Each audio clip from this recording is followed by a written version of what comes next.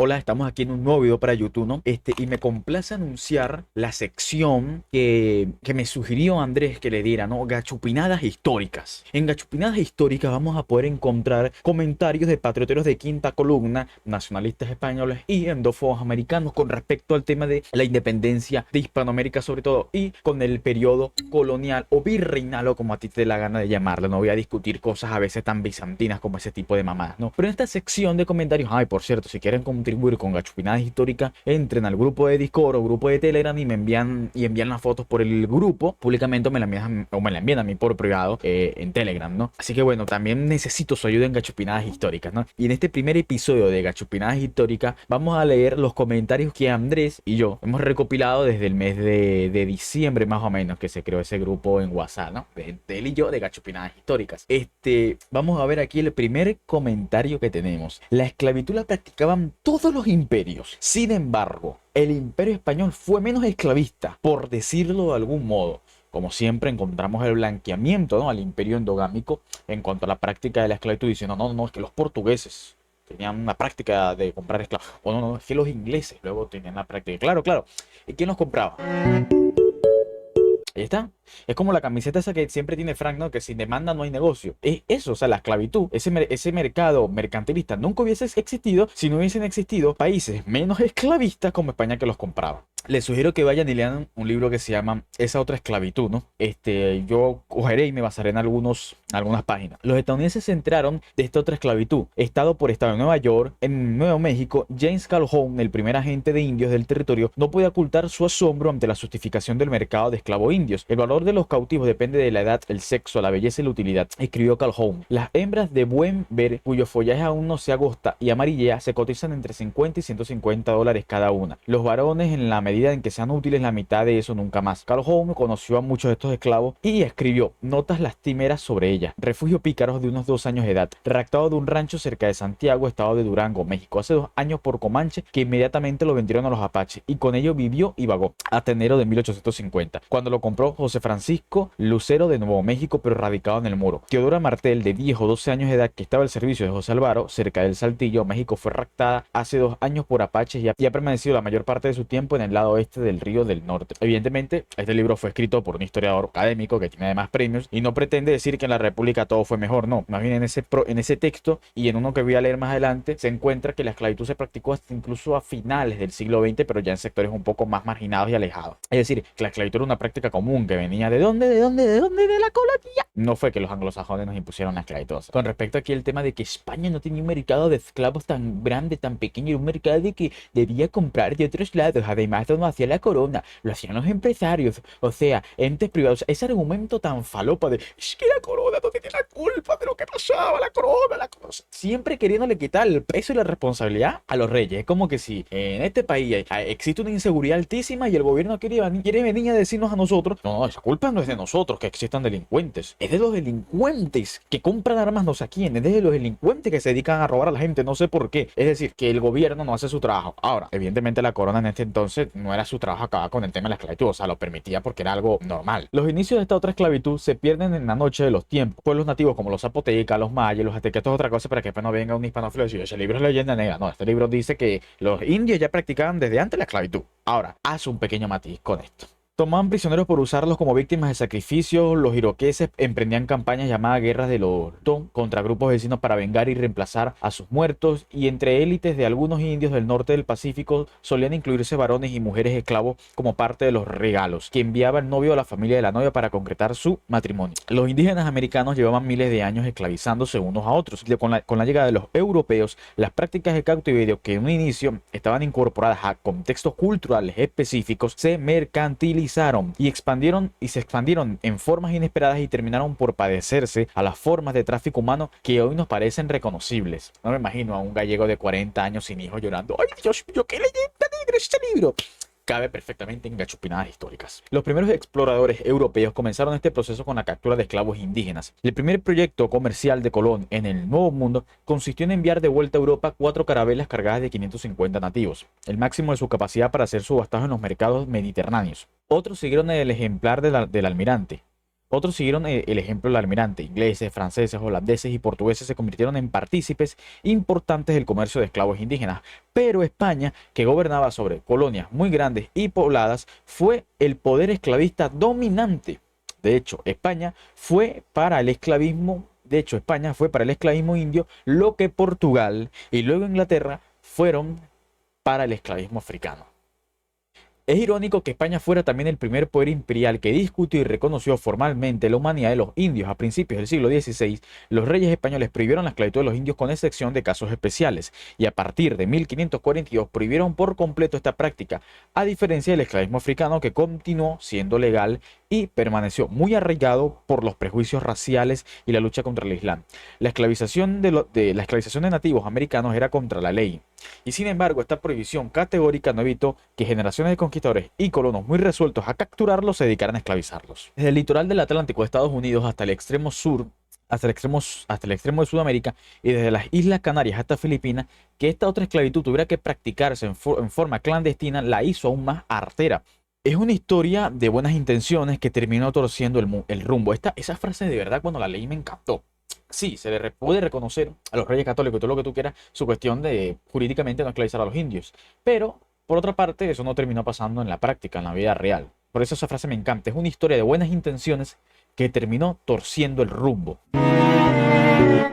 Pero antes de embarcarnos en esta exploración, siento que debo hacer dos advertencias. La primera es que este libro no ofrece una historia completa de la esclavitud india en el hemisferio occidental. No será posible concluir esta tarea colosal, el equivalente de escribir la historia de la esclavitud africana en el Nuevo Mundo, con 20 ni con 50 libros como este. Por el contrario, me concentro en algunas regiones que experimentaron un muy intenso esclavismo. Así la historia empieza en el Caribe, sigue por el centro y norte de México y termina en el suroeste de Estados Unidos, por algunos vistazos ocasionales del contexto general. E incluso dentro de este limitado rango geográfico, me limito a estudiar momentos para los que tenemos una evidencia particularmente abundante o en los que el tráfico indio experimentó algún cambio significante. La segunda advertencia se refiere a la definición de esclavitud india. ¿Quién exactamente puede ser considerado esclavo indio? La respuesta más franca es que no puede construirse una definición simple. Si bien algunos estudiosos de la esclavitud africana han tratado de detallar las características definitorias de la peculiar institución, es muy difícil emprender este ejercicio al enfrentarse a las prácticas laborales extremadamente variables a las que estuvieron sujetos los indígenas americanos. Al principio, la esclavitud india era legal, de modo que las víctimas de este tráfico se encuentran señaladas con claridad como esclavos en los documentos. Pero una vez que la corona española la prohibió, los dueños recurrieron a una panoplia de arreglos laborales, términos y subterfugios,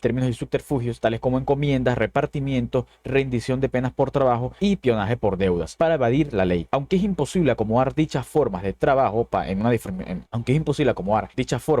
en una definición sencilla, por lo general, estas tienen en común 4 rasgos que las hacen análogas a la esclavitud: traslado forzoso de las víctimas de un lugar a otro, imposibilidad de abandonar el lugar de trabajo, violencia o amenaza con violencia para obligar a trabajar, y un pago simbólico o inexistente como un virus mortífero. La esclavitud india mutó en estas cepas y se hizo extraordinariamente resistente con el pasar de los siglos. En este libro uso la frase "la otra esclavitud" en el documento en el sentido de que se concentró en indígenas americanos y no en africanos, y que implicó un abanico de formas de cautiverio y coerción. Algunos académicos pueden objetar lo general de este uso, que pasa por alto las distinciones laborales convencionales, pero tengo 3 razones para defenderlo. Y aquí seguimos leyendo el comentario de Gachupinaje histórico, ¿no? España creó leyes desfavorables sobre la esclavitud y en contra de la discriminación, solo que en ese momento no se llamaban así, obviamente. España tenía menos esclavos que otros para 1700 y el 60% de los afros eran libertos. Como que se quitara cosas como la discriminación racial, o sea, son mamadas que se metan los hispanófilos nostálgicos, ¿no? Pero esto es otra cosa que me encanta, porque incluso yo, y creo que muchos, ¿no? Yo creo que fuera de México y fuera de Perú seguramente nosotros no nos planteamos esto, ¿no? Pero efectivamente creo que muy pocas veces se plantea el tema de que los indios fueron esclavos. Por lo general uno cuando piensa siempre en la esclavitud, uno siempre dice, no, los negros fueron esclavos. Pero no, realmente también los indios fueron esclavos en la práctica. Mientras más aprendía, más me convencía de que la otra esclavitud había sido un aspecto crucial en las sociedades norteamericanas. y sin embargo, esta ha sido casi totalmente suprimida de nuestra memoria histórica. En mi último conteo había más de 15.000 libros sobre la esclavitud africana, pero solo veintitantas monografías especializadas consagradas a la esclavitud india. No hay duda de que los académicos que estudian América Latina se han ocupado con gran detalle del tema del trabajo forzado, pero su análisis suele subdividirse en varias categorías como las encomiendas, concesiones de trabajo indígena que se otorgaban a los señores españoles que se consideraban merecedores de ello, y los repartimientos, el reclutamiento obligatorio de indios para el trabajo, que suelen distinguirse de la esclavitud propiamente dicha. Por ello es difícil distinguir los hilos que conectan todas estas instituciones y apreciar su alcance combinado. Las consecuencias son perfectamente visibles hoy, yo estoy completamente de acuerdo con esto. Siempre que en la conversación se menciona esclavos, la gente piensa en esclavos negros, casi nadie piensa en los indios. Es como si cada grupo entrara en un cajón histórico bien definido. Los africanos fueron esclavos y los indios o bien murieron o bien fueron despojados de todo y confinados a reservaciones. Estoy completamente de acuerdo con esa afirmación. Y bueno, aquí es donde básicamente dice que bueno, los indios fueron esclavizados hasta finales del siglo XX y tal. Y bueno, aquí básicamente en este dice que los indios fueron esclavizados a finales del siglo XIX e inicios del siglo XX. No me voy a poner a leerlo porque es irrelevante. Todos somos españoles, tenemos una misma cultura, patria, religión y política, porque todo es España, desde Oregon hasta la Patagonia. Y sobre todo tenemos una misma raza, superior a la anglosajona y a cualquier otra, con excepción de la aria que está mezclada con la nuestra. Gachupinadas históricas. Aunque esta sería americanidad histórica. Oh, no.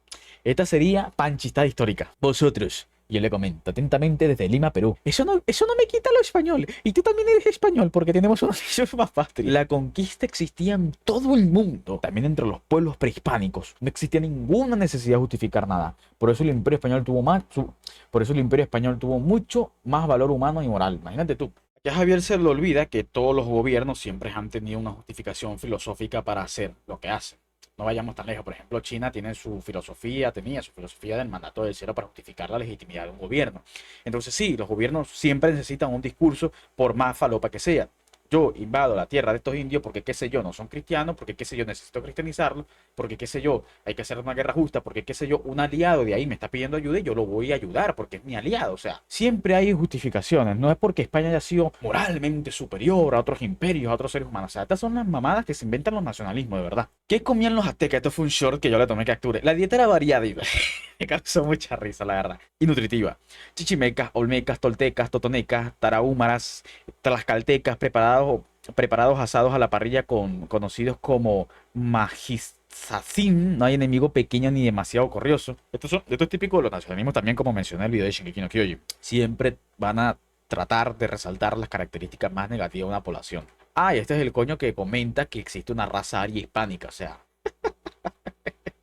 Esto es alucinante, macho, de verdad. Quítate el tapabocas, que estamos en pleno 2025 ya. Todos los hispanoamericanos somos españoles. El doctor Gullo desarrolla este tema en sus obras. Pero en resumen, nuestra raza es española y gracias al mestizaje tenemos raza aria en mayor o menor cantidad. También se le reconoce como raza cósmica. Estos rasgos no son muy ibéricos, la verdad. Si a mí me lo pregunto. Ojo, si a mí me lo pregunta, estos rasgos no son muy ibéricos. Te recomiendo investigar sobre las razas y la raza aria hispana que tenemos todos los hispanos y una misma cultura. Esto nos diferencia de otras razas, como la de mi Oriente, la china, la judía. Este tipo se le piró la cabeza. En México, Paraguay, Chile y Argentina así se les educa a los jóvenes sobre la leyenda negra.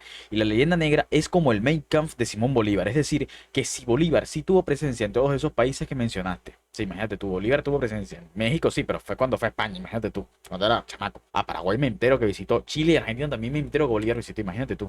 Este es el típico. España fundó hospitales gratuitos. Socialdemocracia en pleno siglo XV. Socialdemocracia en pleno siglo XVI. En Lima, indígenas y negros, mulatos, mestizos, ricos y pobres podían ser tratados allí si quisieran. Tener hospitales así en Australia, Nueva Zelanda y hoy en día, esto destruye la leyenda negra, así como tú solo vas a robar, no dejas hospitales o colegios. Los dos bandos cometieron barbaridades, pero no es lo mismo el que ataca que el que se defiende.